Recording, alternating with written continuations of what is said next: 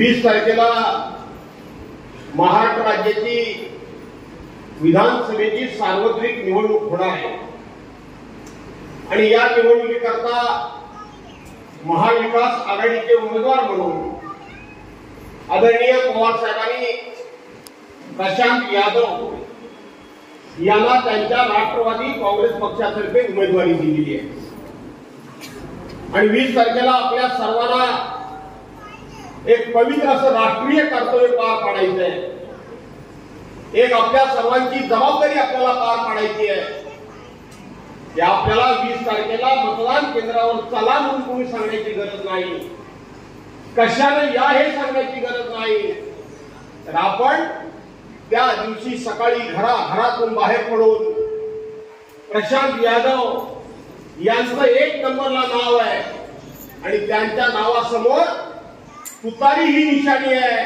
त्या तुतारी समोरचं बटन दाबून प्रशांत यादवांना हजारो मतांनी विजयी करा हे सांगण्याकरता, हा आग्रह करण्याकरता म्हणून मी या ठिकाणी आलोय। बांधवांनो भगिनींनो, हे आपल्या सर्वांना करावं लागणारच आहे, हे आपल्या सर्वांचं कर्तव्य आहे। हे कर्तव्य एवढ्या करता आहे की इथं मगापासून सगळ्यात माझ्या सहकारी ज्येष्ठ वक्त्यांनी सांगता सांगितलं की प्रशांत यादव हे निवडून येतील, निवडून येणारच आहे। मी एवढंच सांगतो सुरुवातीला, माझ्या सवयीप्रमाणे, माझ्या कार्यपद्धतीप्रमाणे आजही शेतकऱ्यांचं काही ठिकाणी भात शेतामध्ये आहे की नाही? आहे ना? काही ठिकाणी काही शेतकऱ्यांचं शेतामध्ये भात आहे, पण आपण बघितलं असाल भात तयार आहे, भात तयार आहे, चांगल्या पिकाचं शेतामध्ये पीक आहे, कधी पाऊस पडतो कधी पाऊस पडत नाही, भात कापणी करता कधी माणसं मिळतात कधी मिळत नाही, कापलं तर वाहतुकीला माणसं मिळतात त्याचं मिळत नाही। जोपर्यंत ते शेतामधलं तयार झालेलं पिकलेलं भात आपल्या घरामध्ये येत नाही तोपर्यंत खऱ्या अर्थानं शेतकऱ्याला पीक आलं असं म्हणता येणार नाही, चांगलं पीक आलं असं म्हणता येणार नाही। आणि म्हणून लोकांनी निर्णय केलाय, लोकांनी निश्चय केलाय, लोकांनी निर्धार केलाय, आता हे काय हेमिंग होतं हे बाळा जरा लोकांनी निर्धार केलाय, निश्चय केलाय। आजची ही सभा किती वाजताची होती? किती वाजताची होती? 11 वाजले किती? पावणे 2 वाजले, अजून इथे तास दीड तास जाईल ना। महाविकास आघाडीचे सगळे प्रमुख पदाधिकारी इथं आहेत, गावातले सगळे प्रमुख पदाधिकारी, महिला पुरुष इथं आहेत, शेतामध्ये पीक तयार आहे, पण ते जोपर्यंत तुमच्या घरामध्ये येत नाही तोपर्यंत पीक किती आलं कसं आलं याचं मोजमाप होणार नाही।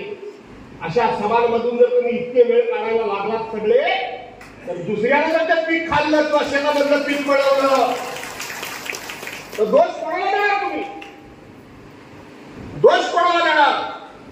उद्या जिल्ह्याची फळी एका सभेकरता 1 दिवसभर या ठिकाणी गुंतून पडले, असं राजकारण करता येत नाही। निवडणुका लढता येतात पण अशा निवडणुका जिंकता येत नाही। मी स्पष्ट बोलतो, निवडणूक जिंकायची असेल तर या क्षणापर्यंत प्रशांत यादव निवडून येतील काय भजी आहे नाही? एवढं सोपं आहे का? ते सोपं नाहीये, सोपंही आहे, अवघड नाहीये, पण देहरी खाटल्यावर होईल का? होणार नाही।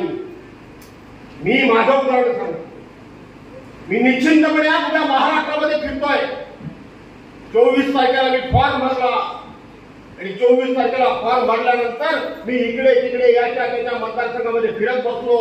दिवाळी आली, दिवाळीच्या फराळाला तुम्हाला सर्वांना बोलावलं, त्यानंतर 5 तारखेला माझे पक्षप्रमुख या ठिकाणी रत्नागिरीमध्ये आले, त्यांच्या सभेला मी आलो आणि त्याच रात्री मी मुंबईला गेलो। मी विदर्भामध्ये फिरलो, काल मी माझ्या मतदारसंघामध्ये पहिल्या 4 सभा घेतल्या, 4 सभा पहिल्या मी काल माझ्या मतदारसंघामध्ये घेतल्या आज मी इथे आहे, उद्या मी बाळमानेंच्या प्रचारला रत्नागिरीमध्ये आहे, परवा त्या ठिकाणी खेड दापोलीमध्ये संजय कर्मांच्या प्रचारला आहे, त्यानंतर मी साताऱ्यामध्ये आहे, त्यानंतर मी कोल्हापूरला आहे, त्यानंतर मी सांगलीमध्ये आहे. मी सांगलीमध्ये आहे.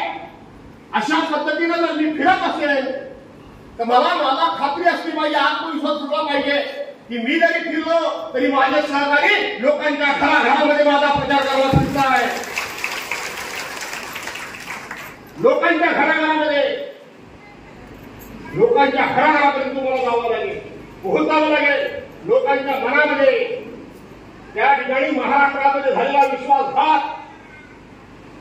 महाराष्ट्रामध्ये झालेली गद्दारी आणि महाराष्ट्रामध्ये झालेली धोकेबाजी, आणि ती धोकेबाजी कोणी दुसऱ्याने केली नाही, मित्राने केली. याची लोकांना आठवण करून द्यावी लागेल, नाही लागेल.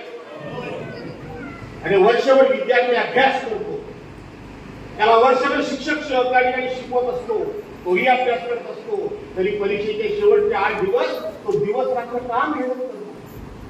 का त्याच्या आई वडील त्याचे गुरुजन रात्रभर जागून त्याच्याकडून का हुकमपट्टी करून घेतात, का उजळणी करून घेतात? वर्षभर तो अभ्यास करतोच ना, मग कशाला 8 दिवस अभ्यास करायला पाहिजे? हा निसर्गाचा नियम आहे, रागवतो सगळे माझ्यावर.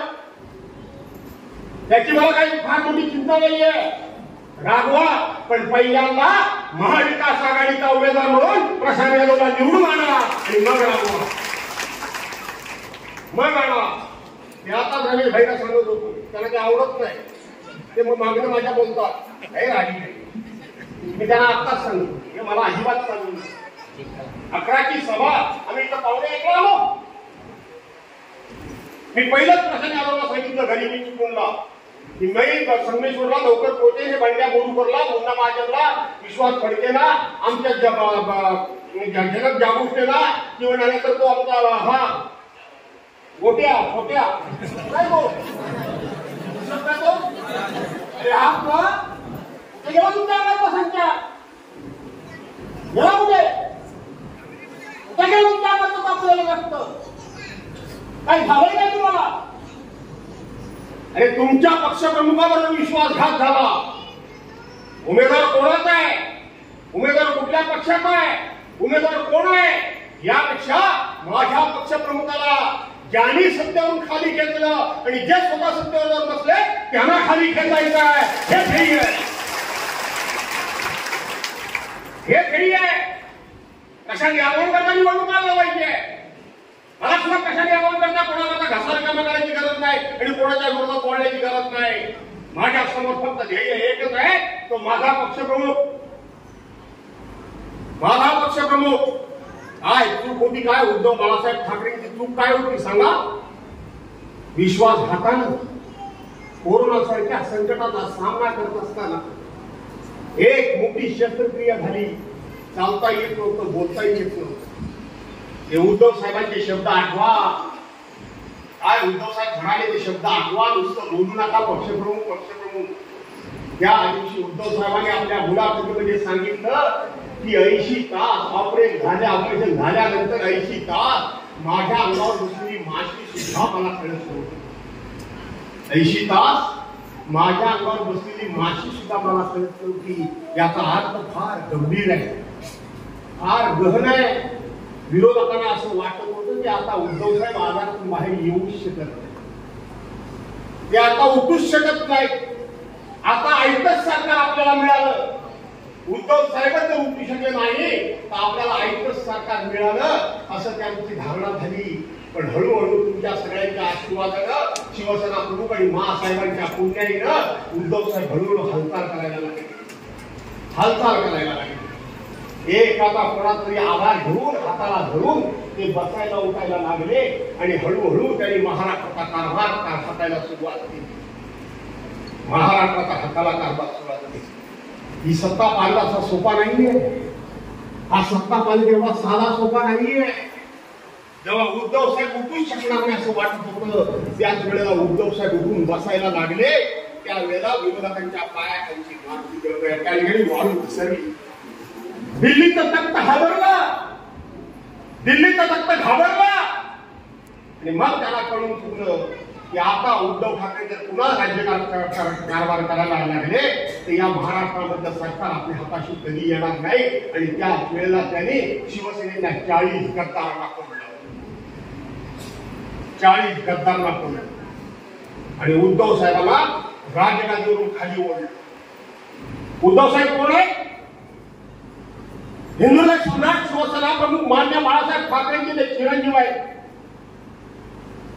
शिवसेनेच्या जन्माला 58 वर्ष झाली. माझ्या तरुण मित्रांना मला सांगितलं पाहिजे, 58 वर्ष शिवसेनेच्या जन्माला झाली. 58 वर्षामध्ये शिवसेनेनं अनेक पदकं कमावली, अनेक पदं मिळाली. गावच्या ग्रामपंचायत सदस्यापासून दिल्लीच्या तख्तापर्यंत एकही पद शिवसेनेकडे पक्षाचं पद नव्हतं, आपलं राजकीय पद नव्हतं. हळूहळू महाराष्ट्राचा मुख्यमंत्री शिवसेना प्रमुखाने केला, शिवसेनेनं केला. एवढ्याच कशाला तर दिल्लीच्या पार्लमेंटचे अध्यक्ष सुद्धा कैलासवासी मनोहर जोशीनं केलं. हे शिवसेनेनं त्यातलं कुठलं पद शिवसेना प्रमुखांच्या घराण्याने घेतलं? त्याला विचार करा. गद्दारी करणाऱ्यांच्या विरोधात मी तुटून पडतो, तो कोणाला दाखवण्याकरता तुटून पडत नाही. माझा आपला आवाज, माझा आकळ चिंतित तुटतं, संताप अनावर होतो, म्हणून त्या ठिकाणी मी तुटून पडतो. इतकी पदं मिळाली, त्यातलं शिवसेना प्रमुखांच्या घराण्यानं कुठे एखादं पद घेतलं? एक तरी पद घेतलं काय? एक मुख्यमंत्री पद घेतलं. अरे नालायकानो, ते मुख्यमंत्री पद घेतलं. तुम्ही म्हणायला पाहिजे होतं की शिवसेना प्रमुखांच्या घराण्याची उतराई होण्याची संधी आली आहे, एक पद ते घेतलं. ते पद घालवण्याच्या ऐवजी आम्ही प्रसंगी जेलमध्ये जाऊ पण त्या पक्षप्रमुखाचं पद आम्ही टिकवू, हे जर म्हटलं असता तर महाराष्ट्राच्या इतिहासामध्ये तुमची इमानदार प्रामाणिक म्हणून नोंद झाली असती. हा, तुम्ही सत्य जाऊन बसला पण महाराष्ट्राच्या इतिहासामध्ये तुम्ही गद्दार म्हणून तुमच्या नावाची नोंद झाली ना? का सुभाष बने असतील आणि आणखी जे उठले ते माझं कौतुक का करत होते? मी काय केलं? काही केलं नाही. खरं तर 2019च्या मंत्रिमंडळामध्ये मला संधी मिळायला हवी होती का नव्हती? नाही मिळाली. मनामध्ये राग नाही धरला. दुसऱ्या दिवसापासून पक्षप्रमुखांच्या पाठीशी उभा राहिलो आणि पक्ष फुटल्यानंतर अख्खा महाराष्ट्र चिडीचूप झाला होता. आठवा दिवस 3 जुलै 2024चा आजचे मुख्यमंत्री एकनाथ शिंदे यांच्या विश्वासदर्शक ठराव समाजामध्ये आला आणि त्यावेळेला असं वाटलं होतं पलीकडनं कोण बोलणार. त्या दिवसाचं माझं भाषण आहे का? आणि त्या दिवसाचं भाषण झाल्यानंतर महाराष्ट्रामध्ये एकच आवाज घुमला की उद्धव साहेबांच्या बाबतीत की टायगर अभी जिंदा है,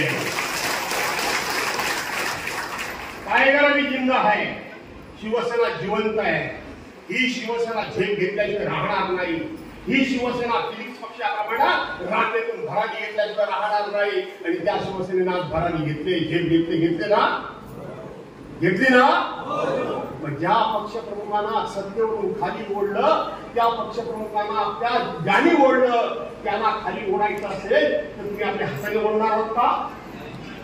हाताने ओढणार घेतणार? लोकशाहीमध्ये डॉक्टर बाबासाहेब आंबेडकरांच्या घटनेनं तुम्हाला एक ताकद दिली आहे. एक बोट तुमची ही किमया करू शकतं. तुमचं हे एक बोट किमया करू शकतं. भले ते किती मोठे ताकदवान असतील, डॉक्टर बाबासाहेब आंबेडकरांनी या देशामधल्या प्रत्येक नागरिकाला समान अधिकार दिलेला आहे. मतदान केंद्रावर जाणारे देशाचे पंतप्रधान असतील, राष्ट्रपती असतील, काल परवा सर्वोच्च न्यायालयाच्या शपथ घेतलेले न्यायमूर्ती असतील, हे मतदान केंद्रावर जातील त्यावेळेला ह्या एका मोठ्यानं त्याला सुद्धा एकच मत देण्याचा अधिकार आहे. आणि माय भगिनीनो, तुम्हाला सुद्धा एकच मत देण्याचा अधिकार आहे. आणि म्हणून त्या एका मतानं तुम्ही तुमच्या पक्षप्रमुखांवर झालेला अन्याय, या अन्याय अत्याचार याचा बदला घेऊ शकता. ते बोट म्हणजे प्रशांत यादव यांची निशाणी आहे. माणूस जो तुतारी घेतलेला माणूस समोर जाऊन हा बदल तुम्ही घडवू शकता ना? जशी उद्धव साहेबांबरोबर गद्दारी झाली तशी पवार साहेबांबरोबर पण झाली का नाही झाली ना? आज काय सांगता तो? विशेष करून भारतीय जनता पार्टी काही जास्त बोलायचं नाहीये. खरं तर बोलायला लागलो तर मला आवडणं पण कठीण आहे, पण मला माहिती आहे त्याचे 50% जास्त मतं ही प्रताप यादवला देणार भाजपला 100% देणार आहे. म्हणून त्याच्यावर काही बोलत नाही. त्याचा हा काय बोलणं असतो ना, आता माझ्या मतदारसंघात तुम्ही काय बोलत नाही, मला माहिती आहे मलाच मत देणार आहे का. त्याचं कारण काही एकच आहे की रत्नागिरी जिल्ह्यामध्ये जेव्हा कधी शिवसेना आणि भाजपा एकत्र आली त्यावेळेला शिवसेना कुटुंबाचा करिश्मा संपूर्ण महाराष्ट्रामध्ये होता. पण मित्र म्हणून या रत्नागिरी जिल्ह्यामध्ये आणि सिंधुदुर्ग जिल्ह्यामध्ये एकाच दुसरी जागा भाजपाला शिवसेनेनं कायम घेऊन त्यांचा सन्मान केलेला आहे. पण आज ज्या एकनाथ शिंदे बरोबर गेले त्या एकनाथ शिंदेनी निर्णयच केलेला आहे की ह्यांची कमळाबाई शिल्लकच ठेवायची नाही. त्यामुळे ते दुखावले. बाकी मतदारसंघामध्ये ते आपल्यालाच मतदान करणार आहेत. बरोबर आहे ना? करतील ना? नक्की ना? करतील ना असं मला माहिती. आणि म्हणून जो विश्वासघात उद्धव साहेबांबरोबर झाला तोच विश्वासघात पवार साहेबांबरोबर. काय म्हणतात एकनाथ शिंदे, काय म्हणतात भाजपवाले, सॉरी आपले शिवसेनेवाले, एकनाथ शिंदे आणि त्यांच्याबरोबर गेलेले की उद्धव साहेबांनी म्हणे हिंदुत्व सोडलं. हिंदुत्व सोडलं म्हणजे काय केलं तर ते काँग्रेस राष्ट्रवादी काँग्रेस बरोबर गेले. आता तो बोलून मुद्दा गुळगुळीत झाला की त्यावर जास्त बोलत नाही. पण आज एकनाथ शिंदे कोणाबरोबर आहेत? कोणाबरोबर आहेत? अजितदादा पवारांच्या बरोबर आहेत ना. मग अजितदादांनी यांची हिंदुत्वाची भूमिका घेतली काय? रामदास आठवलेंनी घेतली काय? बिहारच्या नितीश कुमारांनी घेतली काय? जयललिता, समता, ममता यांच्याबरोबर ते गेले. एवढं कशाला? महबूबा मी तुला आजोबाकडे काश्मीरमध्ये सुद्धा गेले की नाही गेले? तेव्हा तुमचं हिंदुत्व छाया होतं. आणि आम्ही मात्र फक्त काँग्रेस बरोबर गेलो, आमचं हिंदुत्व गेलं काय? आमचं हिंदुत्व गेलं. भाजपवाले पण म्हणतात हिंदुत्वाची कास सोडली. हिंदुत्वाचं मतदान शिवसेना भाजपाचं आमचं मतदान एकत्र होतं ते सोडलं. प्रश्न विचारा त्यांना. नेहमी परसेप्शन तयार करतात, नॅरेटिव्ह म्हणतात ते, हे नॅरेटिव्ह तयार करतात. पहिल्यांदा 80 तासा करता अजित पवार आणि देवेंद्र फडणवीस यांनी सरकार बनवलं होतं की नाही बनवलं होतं? कुठं गेलं होतं तुमचं हिंदुत्व? कुठं गेलं होतं? कुठं? आम्ही गेलो राष्ट्रवादी बरोबर, आम्ही गेलो काँग्रेस बरोबर, आम्ही हिंदुत्व सोडलं. पहिलं तुम्ही गेला, पण ते तुमचं सरकार यशस्वी होऊ दिलं नाही पवार साहेबांनी. म्हणून तुम्ही नाकाने कांदे सोडताय काय? म्हणून तुम्ही नाकाने कांदे सोडताय. आमचे लोक या ठिकाणी त्यांच्या आरोपामध्ये गुंतून पडतात. यांची पाप वेशीवर काढली पाहिजेत. का कशाबद्दल आमदार गेले? काय गेले? प्रश्न विचारला पाहिजे तुम्ही. काय झालं होतं काय त्यांना? त्याचं उत्तर त्यांनी दिल्यापेक्षा भुजबळ साहेबांनी दिलंय. परवाच्या दिवशी दिले भुजबळ साहेब. वाचता का नाही वाचता? शिवसैनिकांना जरा कमीच वाचायची सवय. जरा वाचा. काय म्हणाले भुजबळ साहेब? आम्ही सगळे गेलो, सगळे. आता त्यात कोण कोण होते ते तुम्ही वेचा, मला काय त्याची देणं घेणं मला वेळ नाही. भुजबळ साहेब म्हणाले आम्ही जे सगळे गेलो ते आम्हाला ईडीची चौकशी लागली होती. जेलमध्ये जाण्यापेक्षा भाजपा बारा. जेल काही बरा नाही, भाजपा बारा. म्हणून आम्ही तिकडे गेलो. बरोबर आहे? गेले ना सगळे तिकडे. कोणाला विकासाच्या वर्गाला सांगता, कोणाला सांगता? तुम्ही पण काय काय वेळेला बऱ्याचदा भरपूर विकास झाला, हो भरपूर विकास झाला, विकासाची कामं झाली म्हणून ते असं आहे तसं आहे. काय सांगतात विकासाच्या कल्पना? हे माने साहेब 1990 साली आमदार झाले, त्यांनी त्या भागात विकास केला नाही. हे सुभाषराव बने तिथं आमदार झाले, त्यांनी विकास केला नाही. हे रमेशराव आमदार झाले, त्यांनी या भागाचा विकास केला नाही. सदानंद सावंत भले आमच्याबरोबर नसते पण त्यांनी ते विकास केला नाही. हे रवींद्र महाडिक जिल्हा परिषदेचे अध्यक्ष झाले, त्यांनी या भागाचा विकास केला नाही. रचनाबाई महाडिक जिल्हा परिषद अध्यक्ष झाल्या, त्यांनी काय या भागाचा विकास केला नाही. तो रोहन बने त्याला जिल्हा परिषद अध्यक्ष झाला, त्यांनी काय या भागाचा विकास केला नाही. काय सांगता विकासाच्या कल्पना? कोणाला सांगता विकासाच्या कल्पना? त्या आम्हाला सांगू नका. आमचा विकास 2 पैशाने कमी घरापर्यंत चालेल, पण आमचा स्वाभिमान आम्ही घाण टाकणार नाही हे लोकांना सांगा.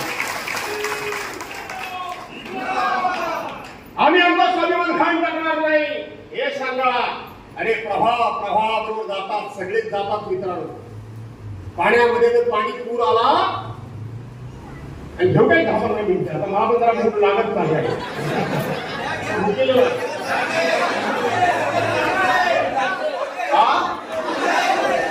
हे आरती इशू आता नको म्हणतात आणि म्हणून आता जो पाऊस जरासा कमी झालाय या पावसामध्ये मोठी झाडं मुळं ओणके वाहत जातात वाहत जातात ना काय जातात मोठमोठे ओणके एवढे मोठे ओणके वाहत वाहत जातात आणि तो किती मोठा असला तरी वाहत जाणारा ओणका हा निर्जीव असतो पण पाण्यामध्ये एवढासा मासा किती महाग आला तरी तो पाण्यावरून वाहत जात नाही तर तो पाण्याच्या विरुद्ध दिशेला पोहतो तो म्हणजे महाविकास आघाडी आहे विकासाच्या गप्पा सांगतात कोणाला विकासाच्या गप्पा सांगतात विकास तुम्हाला महत्वाचा आहे पण स्वाभिमान महत्वाचा नाही आहे का नाही स्वाभिमान महत्वाचा आहे मला कौतुक करायचं आहे प्रकाश यादवचं संपूर्ण जवळ राष्ट्रवादी गेला मगाशी भारतीय मी खरं ते सांगितलं मी पहाटेपटे त्यांच्याकडे मी आलो होतो भेटायला मी या ठरवलं पहाटेपटे आलो होतो त्यांनी विषय काढला मी काढणार होतो तरी प्रामाणिकपणे नाही खरे खरे ते प्रामाणिकपणे त्यांनी विषय काढला त्यांनी पण त्यावेळेला मला कौतुक एवढ्या करता पाठवून या मात्र करायचं आहे त्यांच्या भाषणाला आलो म्हणून नाही तोंडेला बोलणारा माणूस मी नाही म्हणून तुम्ही सगळ्यांना रागात आहे का बरोबरीत आहे का आवडत आहे मला माहित नाही मी त्याची पर्वा करत पण मला कौतुक त्यांचं हे करायचं एका बाजूला संपूर्णपणे पक्ष हा एका माणसाबरोबर गेलाय विद्यमान आमदारांबरोबर गेलाय शिल्लक कोण नाही अशा वेळेला पवार साहेबांना उमेदवारी मागणं आणि उभं राहणं याचा अर्थ निर्जीव ओणक्यासारखं वाहत जाण्याच्या ऐवजी जिवंत माशाप्रमाणे प्रवाहाच्या विरोधात नाही जिवंत माशाप्रमाणे प्रवाहाच्या विरोधात लढणं तुम्हाला काय आवडेल निर्जीव ओळखा व्हायला आवडेल का जिवंत माशाप्रमाणे प्रवाहाच्या विरोधात लढायला आवडेल सांगा मला लढाल ना फार दिवस आहे तो फार दिवस आहे काही दिवस कमी नाहीये आजपासून प्रत्येकाने बाहेर पडलात ना बाहेर पडला माझे विचार म्हणून मी सांगत नाही पण हे जे काही मी मांडतोय ही मांडणी लोकांसमोर करा तुमच्या साध्या सोप्या भाषेमध्ये मी करतोय मोठ्या नेत्यांप्रमाणे बोलत नाहीये प्रत्येक गोष्ट मी तुम्हाला पटवून सांगण्याचा प्रयत्न करतो निर्जीव बनू नका प्रवाहाच्या विरोधात लढा प्रवाहाच्या विरोधात लढतोय ना मी प्रवाहाच्या विरोधात घाबरतोय तुम्हाला काय वाटतंय आम्ही बोलत नाही आमच्या नाना तऱ्हेच्या चौकशा माझ्या लागल्या नाना तऱ्हेच्या चौकशा लागल्या नाना तऱ्हेचे जीव घेणे हल्ले करण्याचा प्लॅन झाला माझं स्वतःचं घर जाळण्याचा सुद्धा पेट्रोल वापरून प्रयत्न केला पण त्याचा मी कधी उल्लेख करत नाही बोलत नाही का आम्ही नेते आहोत आम्ही सरदार आहोत सरदारने जर आपलं दुःख सांगण्याचा प्रयत्न केला सरदारने जर आपली अडचण सांगायचा प्रयत्न केला आणि सरदारावरच जर असे हल्ले होत असतील तर आमची अवस्था काय असं पाठीमागचं सैन्य विचार करतं आणि म्हणून सरदारांना आपलं दुःख हे पाठीवर मारायचं असतं लढायचं असतं ते काम मी करतो माझ्या मतदारसंघात सुद्धा सगळे असे जमले एकत्र तुला काय वाटतं मला पाडतील काय वाटत असेल तर चला माझ्या प्रजा इथं नुसतं बसून काय करतात तुम्ही जिल्ह्याच्या आघाडीच्या महिलांना बाहेर कल्पना तुमच्या जिल्ह्यात येत नाही वाटतं तुमच्या कार्यक्षेत्रामध्ये तुम्हाला येतो आल्यावर काय करतो आणि म्हणून या ठिकाणी आपण सर्वांनी आपलं कर्तव्य बजवायचं आहे प्रशांत यादवांचं मी कौतुक करणार उभा नाही मी किती इकडे तिकडे गेलो तरी मला मुद्दा सुचणार नाही काळजी करू नका मला मगाशी पत्रकारांनी काही प्रश्न विचारले भाषणामध्ये मला अनेक गोष्टी सांगायच्या आहेत पण प्रश्न विचारले त्यांनी अजित पवारांबद्दल एक मला प्रश्न विचारला ते अजित पवार म्हणाले की पवार साहेबांनी मला नेहमी दुय्यम वागणूक दिली 8 वेळा मी निवडणूक लढवली ते फॉर्म भरायला आले नाही मी पत्रकारांना उत्तर दिले मला माहित होता प्रश्न विचारणार ते मी म्हटलं पवार साहेब हे गरुड आहेत पवार साहेब हे गरुड आहेत अनेक पक्षांना जेव्हा छोटी छोटी पिल्लं असतात पिल्लं होतात त्यावेळेस त्या पिल्लांचं जतन ते पक्षी करत असते, तो पक्षी करत असतो. बाहेरून त्यांना दाणापाणा आणून त्याच्या चोचीमध्ये भरवत असतो आणि त्याचं रक्षण करून तो मोठा होण्याची वाढ बघत असतात. मोठा होण्याची वाढ बघत असतात. हळूहळू त्याला भरारी घ्यायला शिकवतात. असे सगळे पक्षी करतात. पण त्यातला एकमेव पक्षी आहे, त्यातला एकमेव पक्षी आहे, तो म्हणजे गरुड. हा गरुड आपल्या छोट्या पिल्लाला असं काही करत नाही. तो गरुड आपल्या छोट्या पिल्लाला आपल्या 2 पायामध्ये पकडतो. गरुडाची ताकद पायात आणि चोचीत असते. तो 2 पायामध्ये पकडतो आणि गरुड उंच उंच उंच उंच भरारी घेतो. इतकी उंच भरारी घेतो आणि त्या उंचावरून त्या पिल्लाला खाली सोडून देतो. गरुड त्या पिल्लाला खाली सोडून देतो. खाली सोडतो. पिल्लाला कळतं की आपण खाली पडणार आहोत, आपण मरणार आहोत. गरुड ही त्याच्या पाठोपाठ येत असतो, पण तो धडपडतो, हात मारतो आपल्या आईला. म्हणून गरुड त्याला पुढे सावायला जात नाही. हळूहळू पिल्लाला कळतं की आता मरण्यापेक्षा हातपाय हलवलेले बरे, आता धडपड केलेली बरी. आणि जगायचं तर प्रत्येकालाच असतं, म्हणून त्या पिल्लाला आपण जगायचं असतं. ते बघता बघता धडपड करायला लागतं आणि पंख पसरतं आणि आपल्या आईच्या बरोबरीनं हराळी घेतं. तो गरुड पक्षी पवार साहेबांनी सुद्धा हेच अजित पवारांच्या बद्दल स्वप्न बघितलं. त्याला अजित पवारांना असं वाटतं की मला त्यांनी तुझा भाव दिला नाही रे बाबा, तू त्यांच्याप्रमाणे गरुड व्हावा असं वाटलं, म्हणून त्यांनी तुला उंच भरारी बघायला शिकवला. पण तू कावळा बनलास, तू गरुड झालास, तू कावळा बनलास. हे दुर्दैव मी सांगितलं अजित पवारांचं नाही, हे दुर्दैव पवार साहेबांचं आहे. ज्याला गरुड म्हणून बनवण्याचा प्रयत्न केला तो जर कावळा बनला असेल तर ते पवार साहेबांचं दुर्दैव आहे. अजित पवार, तुम्ही कोणाचं तरी ऐकून त्याच्यावर टीका नका करू. मी त्याच्याबरोबर 15 वर्ष काम केले. मी त्या माणसाला जवळून बघितलंय. त्या माणसाचं मोठं मन मी अनुभवलंय. नुसतं बघितलंय नाही, मी अनुभवलंय. आणि म्हणून ज्या ज्या वेळेला पवार साहेबांच्यावर आघात होतो त्या वेळेला मी त्यांच्या पक्षाचा नसलो तरी मी पुढे सरसावतो. परवाच्या दिवशी राज ठाकरे त्यांच्या जातीयाचा आरोप केला, मी पुढे सरसावलो. आणि त्याच गरुडाची दुसरी गोष्ट सांगतो, सांगू ना? त्याच गरुडाची दुसरी गोष्ट सांगतो, कावळ्यांची गोष्ट सांगतो. त्या गरुडाच्या जवळ दुसरा कोण जात नाही, साप पण जात नाही. माहितीये ना? सापा असला तो पायात घटून घेऊन जातो की नाही? तसा असू दे, कोणी बकरी असू दे, वाघावर पण झडप घालतो. बघितलं तरी तुम्ही डिस्कवरी कधी बघता की नाही? आणि म्हणून तोच गरुड, त्या गरुडाच्या पाठीवर फक्त झाडं बाटण्याचा कोण करतो मॅडम माहितीये काय? कावळा. तो गरुडाच्या पाठीवर बसतो आणि मग तो गरुडाच्या पाठीवर बसल्यानंतर त्याची हळूहळू डेरिंग वाढत जाते. गरुड मला घाबरलाय. आणि तो कावळा हळूहळू गरुडाच्या मानेचा चावा घ्यायला जातो. गरुड काही कान हलवत नाही. कावळ्याला वाटतं आता मी ह्याची मान आता चालेल, गरुडाची मान केली कावळ्याची चोचली होती. मान काय या चोचीत येत नाही. गरुड बघतो आणि गरुड होऊन भरारी घेतो. जसा गरुड भरारी घेतो, गरुड उंच जातो आणि मग कावळ्याला भोवळ यायला लागते. कावळ्याला इतका गरुड उंच घेऊन जातो की कावळा भोवळून बेशुद्ध होऊन खाली पडतो. तसे हे 40 आंबे कावळे म्हणून उद्धव साहेबांच्या पाठीवरून खाली पडणार आहे. हे कावळे म्हणून उद्धव साहेबांच्या मानेचा चावा घ्यायला गेले. उद्धव साहेबांनी आज इतकी उंच भरारी घेतलेली आहे. हे कावळे माती मोर होणार आहेत. करायचे ना? आता एक आणखी घटना आली पुढं. उद्धव साहेबांच्या बॅगा परवा यवतमाळला तपासल्या. तिचा आहे तुमच्या त्यांच्या बॅगा काय तपासतात? अरे नालायकानो, त्या बॅगा तुम्ही तपासून महाराष्ट्राचा अपमान केलात ना? महाराष्ट्राच्या स्वाभिमानाचा तुम्ही धक्का पोहोचवला.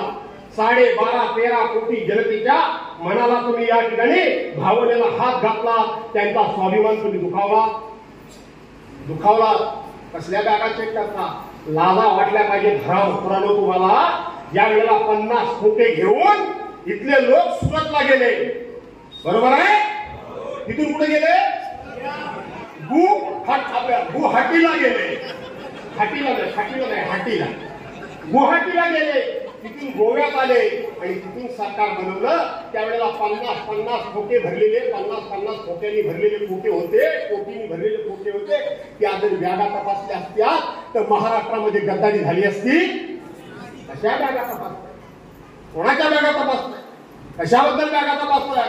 तुम्ही उद्धव साहेबांची बॅग तपासलीत नाही तर या महाराष्ट्रातल्या मराठी माणसाचं मन तुम्ही तपासलं. ते मन महाविकास आघाडीच्या बाजूनच आहे, हे लक्षात ठेवा.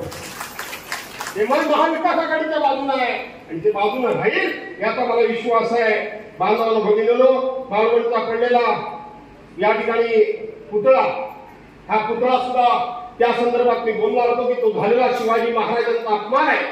तो अपमान, त्याचा बदला सुद्धा घेण्याची ही वेळ आलेली आहे. त्याचा बदला घेण्याची ही वेळ आलेली आहे आणि त्याचा बदला घ्यायचा असेल तर एक एक माणूस महाविकास आघाडीचा निवडून येणं गरजेचं आहे. विकास विकास विकास, काय विकासाचा विचार करताय? आज काय दिवस आहे? आज दिवस काय आहे? अरे आज दिवस काय आहे ना? एकादशी दुप्पट खाशी, एकादशी दुप्पट खाशी, बरोबर आहे का नाही? आज एकादशीचा दिवस.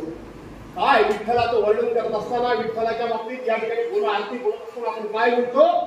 युगे 28 विठेवरी, युगे 28 विठेवरी उभा वामन रुकुमाई दिव्यशी शोभा.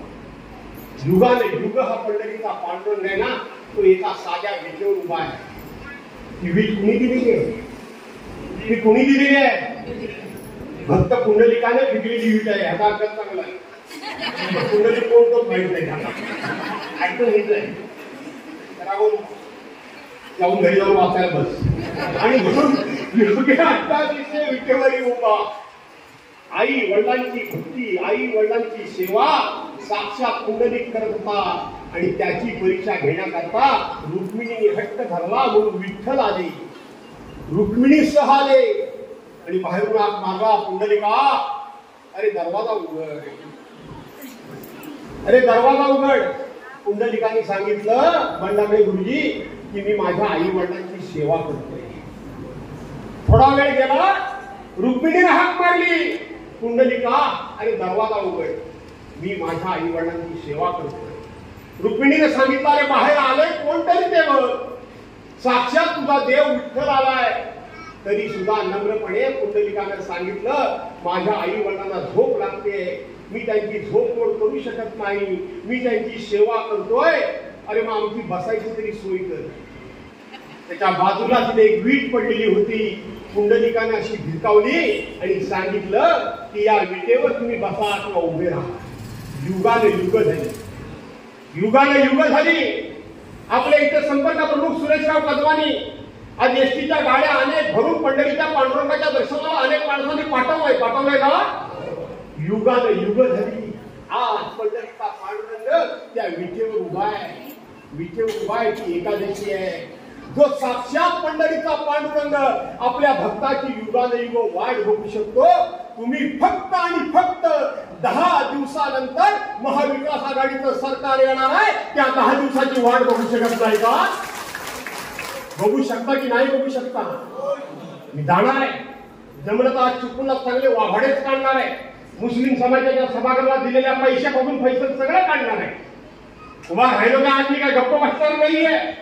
कशा करताय सगळं चाललंय मतांकरता?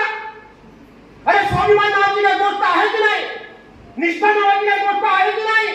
लोकांशी प्रामाणिक राहण्याचा प्रामाणिकता काय आहे की नाही? लोकशाही जगली पाहिजे की नाही? डॉक्टर बाबासाहेब आंबेडकरांचं संविधान टिकलं पाहिजे की नाही? टिकायला पाहिजे का नको टिकायला? स्वार्थ स्वार्थ स्वार्थ, किती स्वार्थ असणार आहे?